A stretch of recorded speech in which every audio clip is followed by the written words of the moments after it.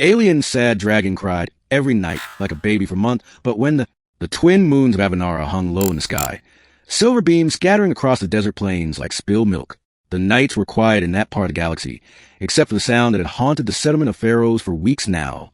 It was a sound of weeping, not human weeping, nor the cries of an animal carried by the wind. This was deeper, reverberating to the ground, vibrating through steel walls and glass panels of the outpost. It came from the great canyons to the north, where no settlers dared travel anymore. Children woke, screaming at night. Miners packed their gear early, refusing to work the evening shifts. Even patrol droids recorded tremors in their circuits each time the sound echoed across the desert. The people whispered about the creature. A dragon, said some. An alien beast, one of the last of its kind. A ghost, others insisted. Something from the old wars, crying for vengeance. But no one went to see. No one dared. Except for Dr. Lyra-san. Beginning. The cry in the desert. Lyra was not a soldier, nor a hunter. She was a xenobiologist sent by the Galactic Research Council to study endangered species in fringe colonies. Pharaohs was just one stop in her assignment, but when she arrived, she had been greeted not with research logs, but with terrified silence. The mayor of the settlement, a wiry man named Vex, had pulled her aside on her first day. Don't go near the canyon, he told her. That thing, whatever it is, it cries every night like a dying infant. It's cursed. Many believe it's a trap to lure us in. But Lyra had heard the sound with her own ears at night, and it was not the cry of a predator. It was broken, mournful, and strangely childlike. She lay awake in her bunk, her chest aching with every echo. The next morning, she packed her scanning equipment, loaded a hovercraft, and ignored the warnings. The canyon was vast, its cliffs jagged as if torn open by cosmic claws. She descended cautiously, light panels on her suit illuminating old mineral veins. It wasn't until she reached the basin that she found it. A dragon. Or something like one. The creature's body was alabaster white, scales reflecting faint starlight. Its wings, though enormous, were torn and bound to ground by thick chains of alloy. Clearly not of natural origin. Its eyes glowed faintly blue, shimmering with moisture, and as she watched from behind a boulder, it let out another sob, like a baby's, yet deeper, rattling her bones. Lyra's scanner flickered wildly. The creature's biology was complex, layered with energy signatures she'd never seen before. It wasn't just an animal. It was something else. But what chilled her most was not the dragon's appearance. It was the rusting remains of machinery scattered around it. Collars, shackles, restraints.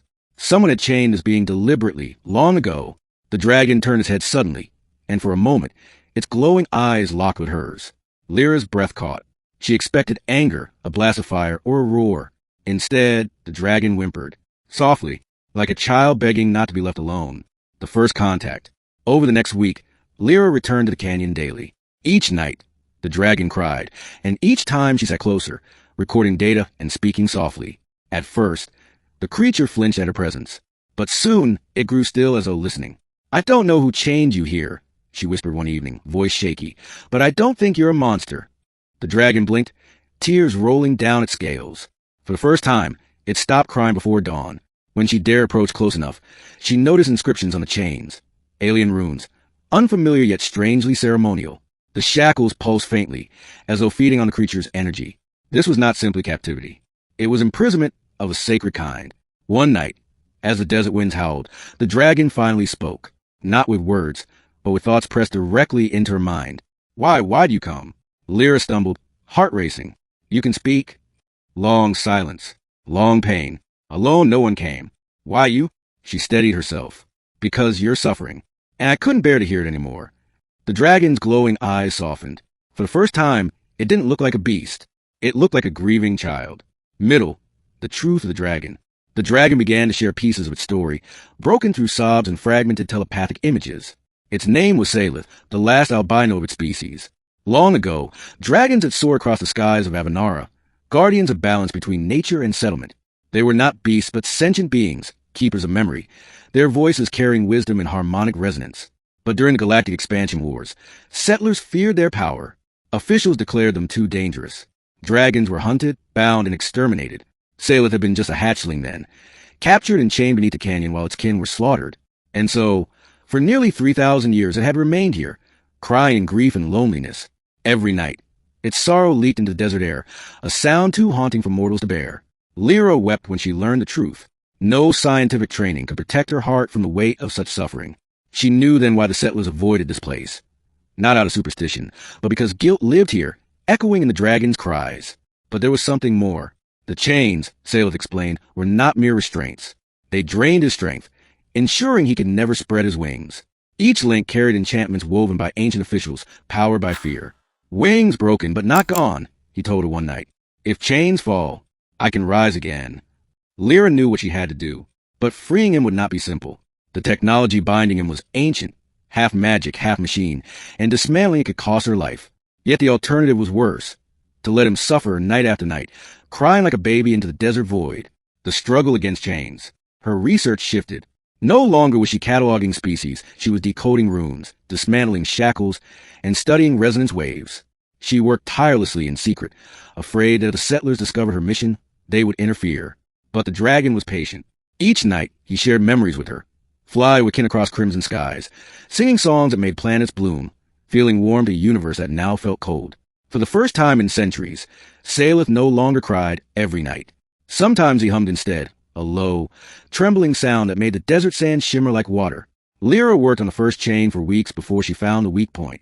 It was not brute strength that would undo it, but song. The runes responded to resonance, the very gift the dragons once used. Salith, she said, trembling, you'll have to sing again. The dragon's eyes dimmed. I forgot the song. No, she insisted, laying a hand on his scales. You only forgot because you were forced into silence. Let me help you remember.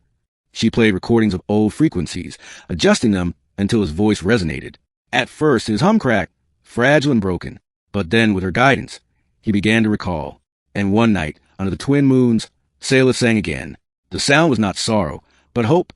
It shook the canyon walls, filled the air with shimmering light. The chains quivered, and one of them shattered into fragments. For the first time in millennia, Salith moved one wing. He cried again that night, but not like a baby. He cried with joy, rising conflict. But pharaohs had not ignored the silence. The settlers noticed when the cries stopped echoing nightly. Some were relieved, others suspicious. When miners reported glowing lights in the canyon, rumor spread. The beast is waking. The mayor summoned Lyra. What are you doing out there? He demanded. Research, she answered carefully. Research won't endanger us, he snapped. If that monster gets free, you'll be responsible for blood on the settlement's hands. But Lyra knew the truth. Salith was not a monster. The settlers, or rather their ancestors, had been. Still, she couldn't risk exposing him now. Not until he was free. As days turned into weeks, she and Salith broke more chains. Each required a song, a memory of his kin, a piece of his strength restored. And with each one, his voice grew stronger. Yet, so did the settlers' fear. Armed patrols began circling the canyon. Drones scanned the area. Whispers turned to threats. You can't protect him, Salith warned her one night. Sorrow etched into his voice. If I rise, it will strike. Then we'll rise together, Lyra whispered back. Climax, the final song. The last chain was the oldest, its runes glowing like dying embers. Lyra and Salith worked for days, perfecting the resonance. But before they could tempt it, the settlers made their move. Drones descended into the canyon, armed with plasma charges. Vex himself stood at the cliff's edge, megaphone in hand. Dr. Sen, step away from the beast. Lyra stood her ground, heart pounding. He's not your enemy, she shouted. He's your victim. The drones fired warning shots. Salith flinched, wings half spread. For the first time in centuries, he looked like the dragon of legend, but still chained. Lyra raised her scanner, amplifying a resonance wave they had prepared. Sing, Salith, she begged. Now. And he did. The canyon shook as his voice rose, no longer broken but whole. Deep, soaring, filled with ancient memory. Light burst from his body. The runes cracking, the final chain shattering into dust. The settlers watched in stunned silence as Salith spread his wings fully for the first time in 3,000 years. The wind of his flight knocked drones from the sky. His scales glowed like stars. He did not attack. He did not roar. He simply rose, crying one last time, a sound not of sorrow but freedom. And the people fell to their knees, not in fear, but awe, ending the song of freedom. From that night onward, the cries stopped. The desert was quiet again, but not because the dragon was gone, because he had healed. Salith no longer wept like a baby every night. Instead, he sang at dawn, a low hum that filled the skies with light. Crops flourished, storms calmed, and the settlers realized the truth. They had bound their guardian, not their enemy. Some still feared him, but most came to respect him, building shrines of the canyon to honor his survival. As for Lyra, she remained by his side, documenting not a tragedy, but a rebirth. She listened to his songs, learned from his wisdom, and reminded the galaxy that sometimes the monsters we fear are the very beings we need most. One evening, as the stars shimmered above, Saleth lowered his head beside her. "No more tears," he whispered into her mind, "because you came." And with that, the last sad dragon of Avanara soared into the skies, wings spread wide, no longer chained, no longer crying, finally free.